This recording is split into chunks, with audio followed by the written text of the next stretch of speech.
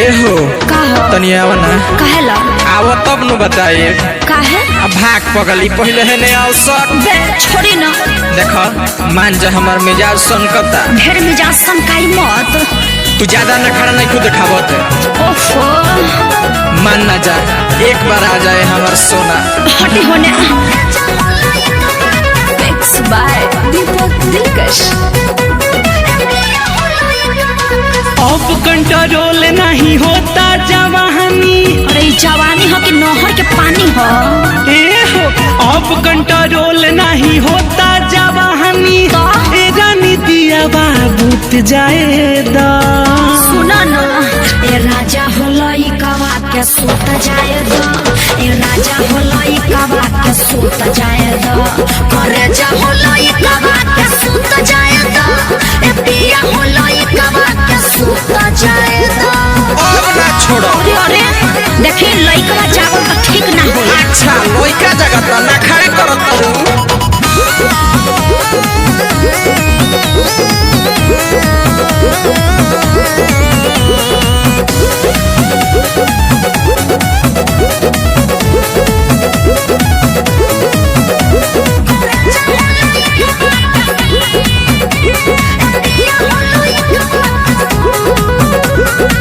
अब न सट करवट ए रनिया होखता फेल अब दिमाग हो।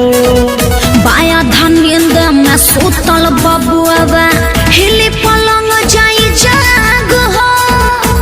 अब बात कहे नहीं बुझत जी। तू बुझता रू।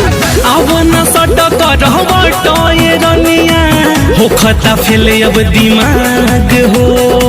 बाया धनिंद में सुतल बबुआ हिली पलंग जाई जाग हो। धधकता इंजन जवानी के रहनी। अब न बोगी तू जुट जाएदा। ए राजा होलई कवा के सूत जाएदा। ए राजा होलई कवा के सूत जाएदा।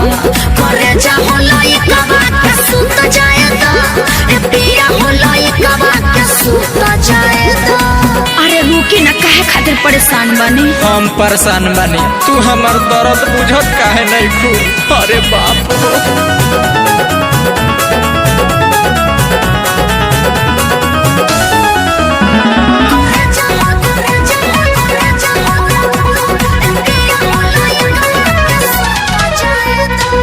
मोनू बचन मन कबले मनई है।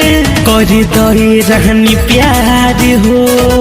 बाजे लगे पिया पायल के घुंघरू घुंघरू दाना उतार हो।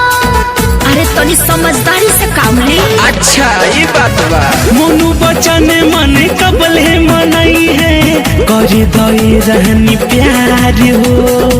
बाजे लगे पिया पायल के घुंघरू घुंघरू दाना उतार हो।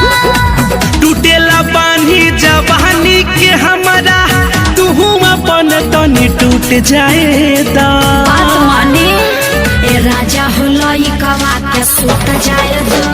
ए राजा होलई कवा के सूत जाएदा। करे जा होलई कवा के सूत जाएदा।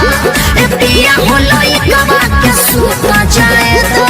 बे रहे नदी काहे खातिर परेशान कइले बानी। जा तहरा जैसा मेहरारू केहू के ना मिले।